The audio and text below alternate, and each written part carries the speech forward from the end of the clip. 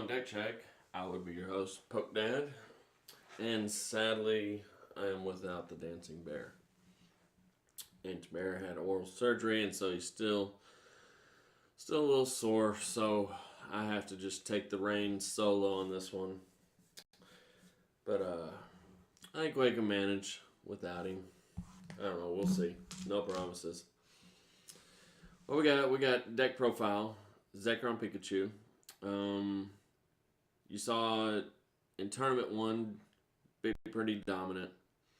Tournament 2, it was even more dominant till it ran into Venusaur, which was shocking that Venusaur put the hurt on it.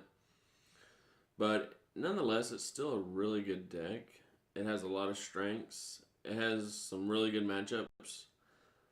Fighting is not as bad as it may seem. You do have kind of Zapdos to kind of cover that weakness a little bit, and that really helps. So, history on the deck real quick. Our first iteration of it, we went a Magnezone build, but that was way too clunky for what we wanted, and what we found out is really we just wanted to do the first attack and set up into the second attack.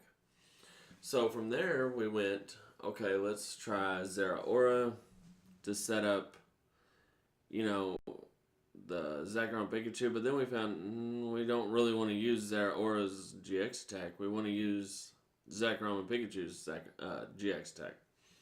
So then we went to a more, it's kind of, I guess, the equivalent of like Rayquaza's build with acrobikes, getting energy into play quick, moving a lot of pieces around, like energy switch and stuff like that.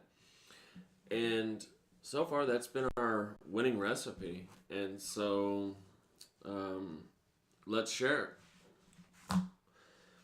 3 Zekrom Pikachu, 2 Yellow Monkey, mainly for free retreat. You just don't want to get one prized. It is a 3 retreat cost. 2 Tapu Lele, 1 Zapdos to help the fighting matchup, or to change it to a 7 prize swing. It's nice to kind of go in with him when he gets knocked out, then go into Zapdos, and then go back into another big guy. 1 Tapu Koko Prism. We do play Lisa to grab Misa, the Khaleesi. We play the Khaleesi to grab Koko Prism and Thunder Mountain Prism.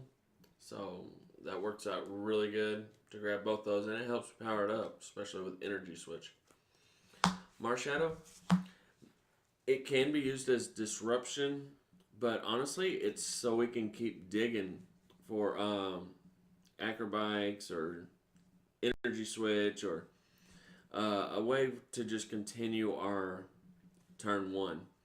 And that's our best option till Dedenne GX comes into play. But in Expanded, I can see this being super, super good with max elixirs and even like Battle Compressor, then using the ability. You can play Eels. I think it's better in Expanded than it is Standard. We have not tested it yet in Expanded, but just kind of theory modding in our heads, I think this is really good in Expanded. It's really good in Standard too, don't get me wrong. So that's our Pokemon line. On to the items. We've got 4 Acrobike for aggressive, drawing, dig faster. Ultra Ball, same thing. 4 Electric Power, super key because you are only doing 150. 3 Nest Ball. 3 Choice Band. Again, this deck is centered around getting that first attack off. So 150 Choice Band. There you are at 210.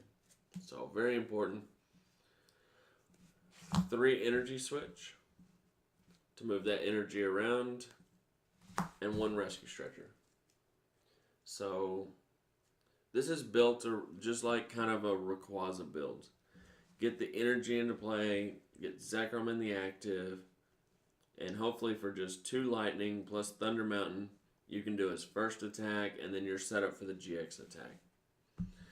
You could possibly play some techs that we'll talk about later, but as of right now, this is legit. Y'all seen it in action several times. It's tested and it is proven.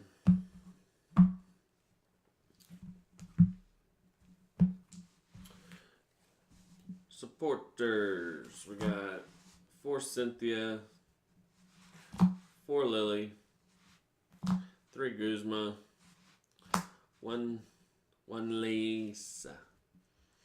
So, very consistent supporter line.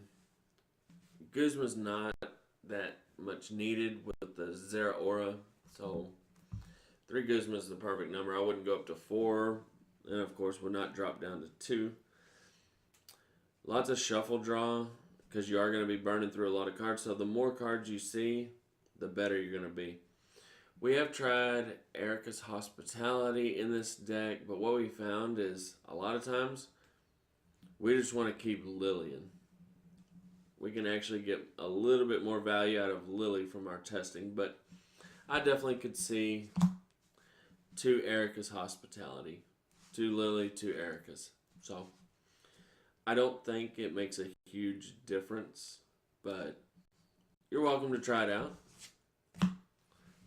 We're just giving our formula here, what's been working for us. Obviously, you can make any changes or adjustments as needed, or maybe you're a little more comfortable playing with Erica's Hospitality. Erica's Hospitality is really good. 1 Thunder Mountain, that way we can use just 2 lightning for Zekrom's attack. Zapdos can attack for free with it. Keep that in mind. Worst case scenario, Zera Aura can do the GX attack for free with it. So, it's really good to have with it. Now, Viridian Forest.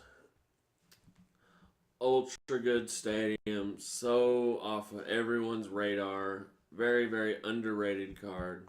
We absolutely love it.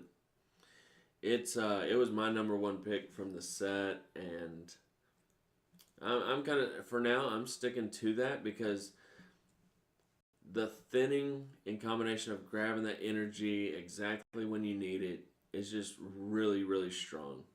It's inherently super, super strong. So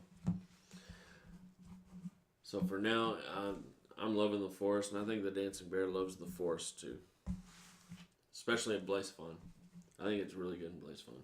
But it's good in this deck too, and Malamar. Malamar loves it, Blazephon loves it, this deck loves it. Anything that you want energy in the discard loves it. Rayquaza would love it. Then we got 5, 10, 12. I would not go down on the energy count because there's several times where you saw matchups where Zekrom had like 3 energy, and then maybe you had a Zekrom on the bench with 6 energy. That would only leave you 3, not counting if any are prized or in the discard. So something to think about. We do play a higher energy count also because we don't play any form to get it back. No energy recycler, anything like that. The only way to get back energy is type of Cocoa Prism or Zera Aura's GX attack. But honestly, if we're having to use Zera Aura's GX attack, we're probably losing or far behind in the matchup anyways. So, that's the list. I hope you like it. It's the same one that we've been using in the tournament. So, if you have any questions, how it functions or works, by all means go back, look at the video evidence, and that'll give you a good idea of how it plays out, how its matchups are, and if it's a tag team that you're interested in purchasing. So, and that's what we're trying to do. We're trying to help you decide which decks are going to be competitive, which decks are going to be fun decks, and try to help you decide, should I purchase or should I wait, or should I get it but put it in the binder for now? We're just trying to help you every way possible. So that's our take on it. And if you need to know how good it is, then by all means go back and review the evidence. So, till next time, be excellent to each other. Party on, dudes.